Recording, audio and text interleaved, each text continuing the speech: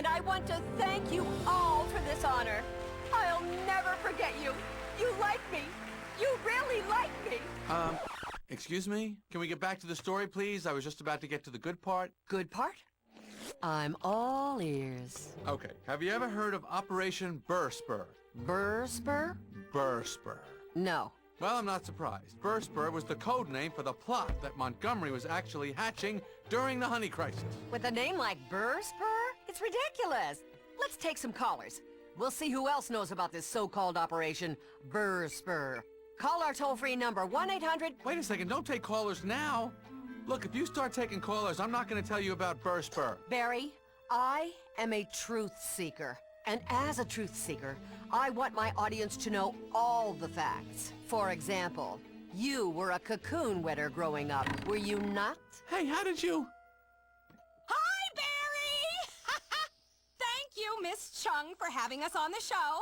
We're very proud of Barry. That's my son there. You know, he was gonna be a stirrer like his old man. Oh, stop it! You're embarrassing him! He was never going to be a stirrer! You don't have any friends, do you? Not a one. Okay, I'll tell you about Burr-Spur.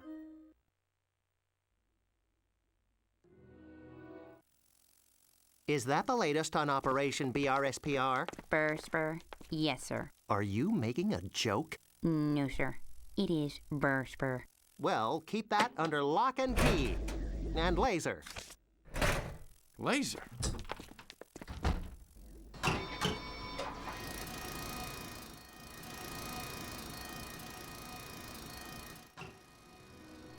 I love that.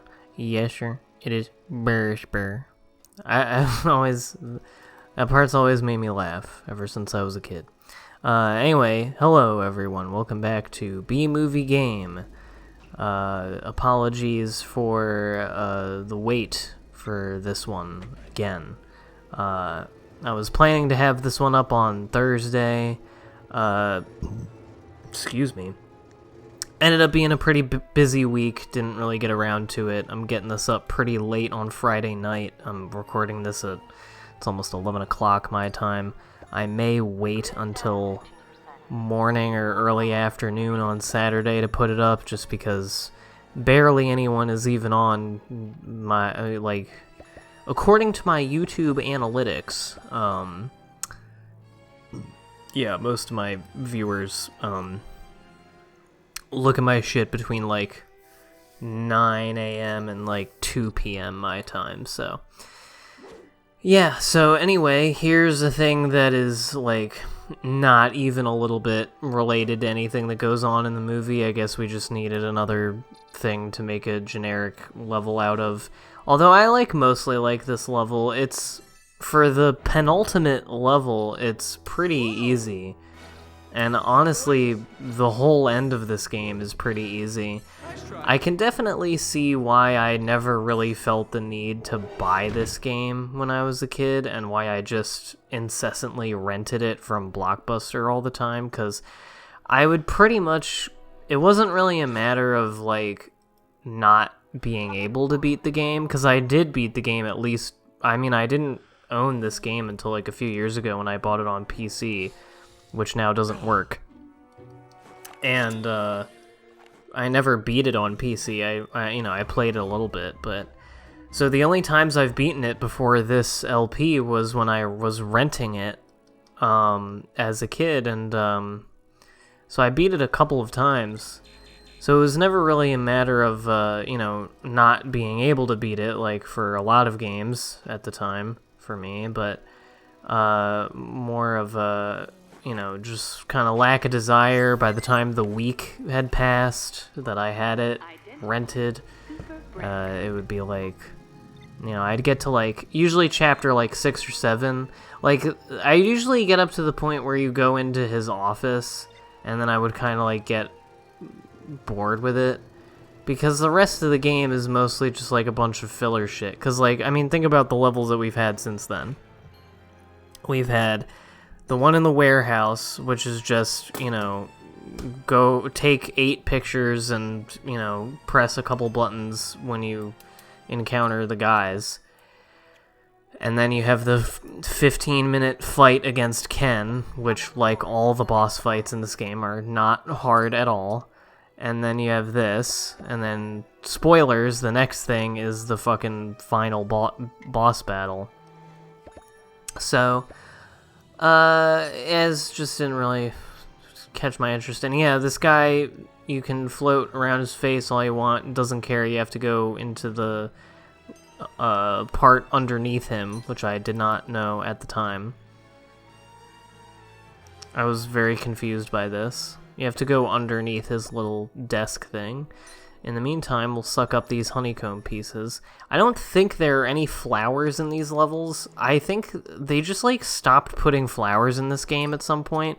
This is another thing toward my point of, like, I think that, to some degree, the end of this game was just kind of, like, more thrown together than the rest of it, because they seem to just kind of, like, give up on any, like, cool ideas. And, it's a lot of shit that has, like, nothing to do with what happens in the third act of the movie. Like, I mean, they could have had a whole crazy level where you fly the plane. That's the climax of the movie, is that the bees help steer and land a plane. And hijack a fucking plane. Like, that could have been a whole thing. But I feel like the nature of how... I don't know this for a fact, but it just seems... The way that the movie is and the way that the game is, it seems like, you know, the end was figured out pretty quickly. That, you know, they had a lot of the early stuff and, like, the premise figured out fairly early on, and were able to milk quite a lot of that for the game. But this one is, you know, the last third or so. They could have had a level at the Rose Bowl parade or whatever. I'm just saying, there were options. But instead we go through this lab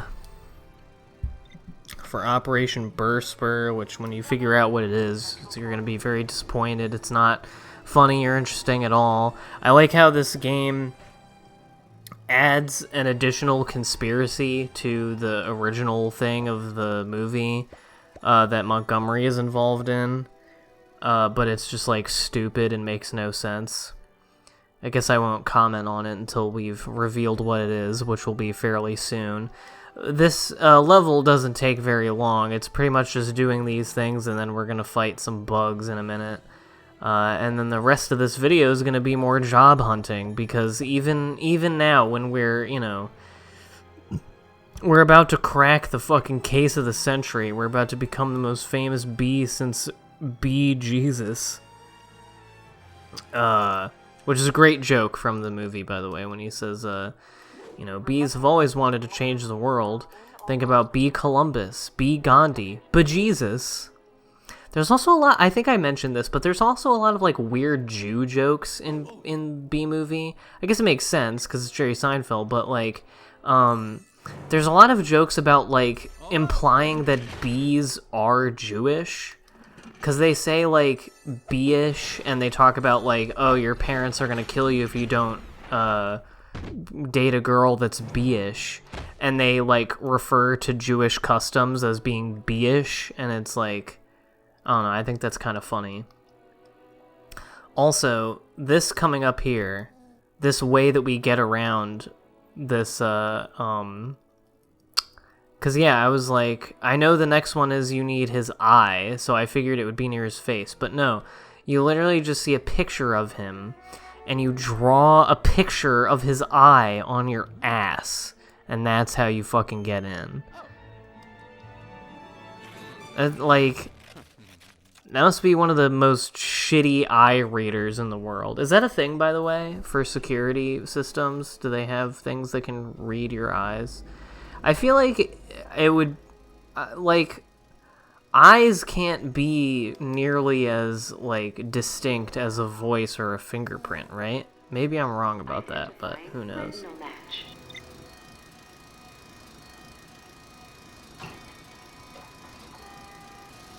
Access granted. What's that smell? It smells delicious. Why, it's honey. Oh, how I've missed a taste of the good stuff. Now, one lick won't hurt anyone. Ah, it's awful. It looks just like honey, but it tastes like Brussels sprouts. Operation Burst Spur. Burst Spur. Brussels sprouts! Yuck, I gotta get that taste of Brussels sprouts out of my mouth. Well, looky here, guys. It's our little bee-boy come home to roost. Yeah, roost. First of all, bees don't roost. Second, is this really the best work you could come up with? And third, do any of you have any minty gum? I can't get the Brussels sprouts taste out of my mouth. Yeah, that's the big boss's plan. Don Montgomery is gonna turn the entire world's supply of honey into that stuff. It looks like honey, feels like honey, smells like honey, tastes like Brussels sprouts. Oh, the horror, the horror. That includes the stuff you bees have, too. With the stockpiles he has underground, he'll corner the market. Everyone will have to come to him. He'll be the wealthiest man in the world. Yeah, and what do you hornets get out of the deal? What else?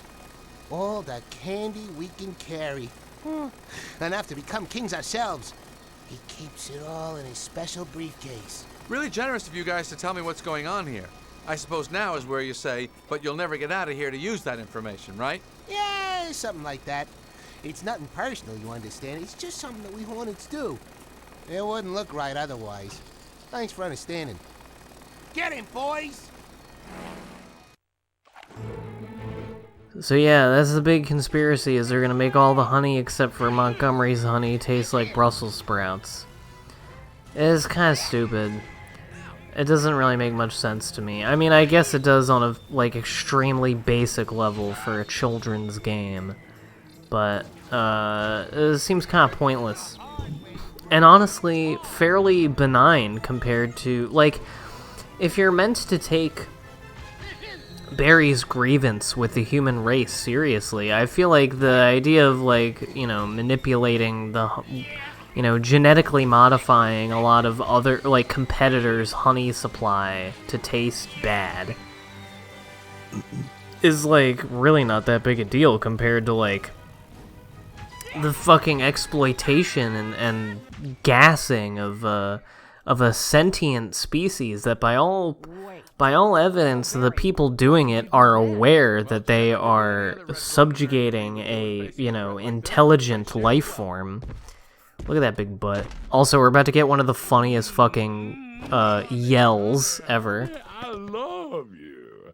Very soon, thanks to you, I will be a wealthy man. What? What? No! No! Not Brussels sprouts! No! No!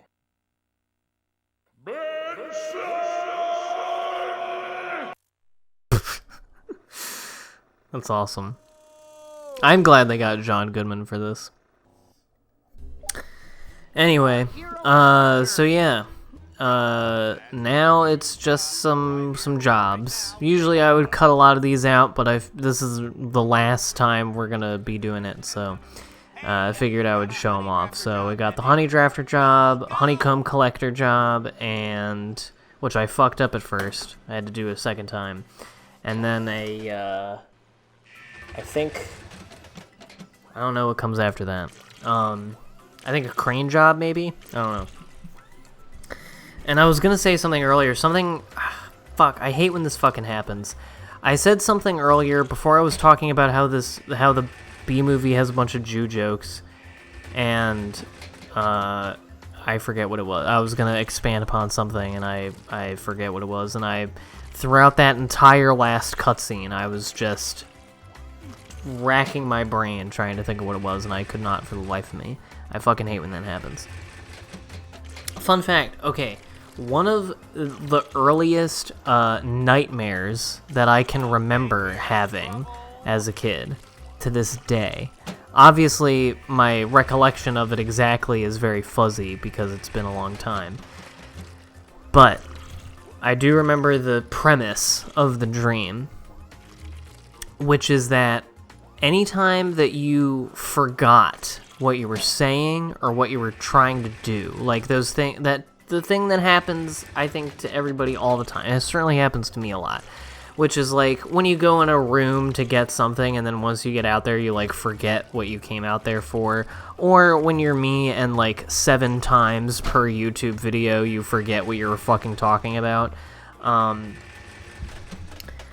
had a dream when I was like 8 years old that doing that having that happen would make you die. That you specifically...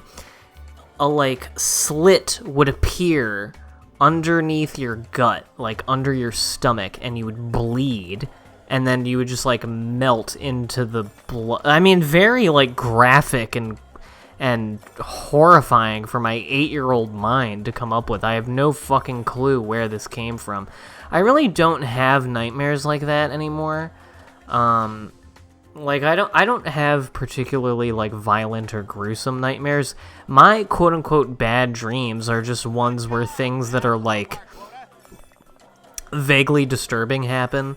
A lot of my worst dreams are about, like, someone is mad at me and I don't know why, or, like, a very common theme, not necessarily for nightmares exclusively, but a very common genre of dream that I have is that I'm trying to do something and never get to do it for some point. Like, the other day I was watching the David Lynch Dune movie, and, like, immediately after finishing the movie, I fell asleep. I like, took a nap in the middle of the day, which was amazing. And I had a dream where I was trying to see the new Dune movie in theaters and was encountering various obstacles and strange happenings, both on my way to the theater and in the theater.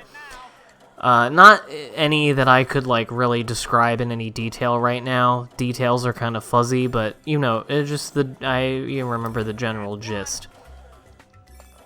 So I've actually done several of these honeycomb collector jobs at this point, and this is where they get a little bit tougher. You have to get a lot of fucking honeycombs, and you can only miss 5. You can only get 5 of the burnt ones, and it gets pretty easy to accidentally get the burnt ones. So you just go through so many, like, pans of it, because you end up having to just avoid a lot of the regular ones in order to make sure you don't get any of the bad ones. So it takes a little while. So sorry if this is not too terribly interesting to watch. Also, part of the reason that I'm getting to recording this so late is because I was watching the Sixers game against the Nets with Liv. I don't know if I've talked about this before in an LP video, but one thing that I'm trying to do this year, going into next year, this season, I suppose, is to watch sports, particularly basketball, but I might also try to get into hockey, because I actually did watch hockey quite often with my family growing up. In, like, middle school, high school time, because my family's local team was the Capitals, and around that time, the Capitals were winning pretty often, and, like, going to the championship quite often. So that was pretty fun. I watched a lot of that with my family and enjoyed that. But basketball is just, like, the sport that I actually enjoy watching. Football, there's, like, too much stopping. I don't find baseball very interesting. Baseball and football games, I've been to way more of those than basketball or hockey games. But football and baseball are, like, only fun to me when I'm there. I don't really like watching them on TV. Anyway, yeah, so that's, like, my thing. I'm trying to get into watching sports because, you know, it's like the one big part of culture that I've just, like, never really had any extended, like, exposure or interest in. and I would like to, because it is, like, fun to follow. It's, you know, something to watch that isn't, you know, a whole thing, and, I need something other than, like, politics and current events to talk about to strangers at work, because, talking about politics sucks. I don't like it. With strangers, I obviously don't mind fucking riffing on my YouTube videos, but I don't have a lot of ideological bedfellows at my job, if you can imagine, so I mostly just keep to myself. But you know, they talk about the fucking Sixers and shit a lot, and so I just say things about that, and yeah. Anyway, here we got crane stuff. Pretty good. Just some random shit that I've had in my notes to talk about, since not much of interest is going on at the moment. Something I've noticed about, you know, fan cams and like stan language, you know, the grammar and such of stan accounts on Twitter. It's funny to me that those used to be pretty exclusively for, like, teen CW shows and shit, that people, like, in the replies of random tweets, of popular tweets, they would post, like, fan cams of certain characters and actresses and actors, or, you know, like, just in general have, like, you know, Riverdale Nation accounts or whatever. I like that that's, and like K-pop shit, obviously. I like how that's just, there's examples of that for everything now. Like, I saw fan cams on Twitter, for characters in Squid Game and Succession, and I think it's very funny to have, fan cams of characters from those shows. Like, I saw one fan cam and it was like, we love to see a girl boss winning, and it was for Sarah Snook's character in Succession, which is very funny, because, I mean, like, all of the characters in Succession are, like, fucking evil, like, ambitious climbers, and Sarah Snook's character especially, but I kind of understand the love for Siobhan in that, because, I mean, she is a girl boss for what it's worth, and Sarah Snook is attractive, and I guess I understand that much. And I know a bunch of people apparently want to fuck Nicholas Braun, who plays Greg in that show, which is pretty funny because he's like a big old nerd ass in that show. But he is very charming, and you know, Nicholas Braun, he's not like a bad looking guy, so I guess I can get with that. But it's just a random funny little phenomenon that I've noticed. Anyway, showing the drive back to my home, picking up these honey drips. I never ended up showing the costumes or any of the like extra shit that you can buy with those, so that may be content for a bonus episode if I ever do that. Don't know if that's ever gonna happen. Who knows? We'll see. But anyway, next time, it will be the end of the whole kit and caboodle. We'll be fighting Leighton T. Montgomery and then doing the end. See you then for that.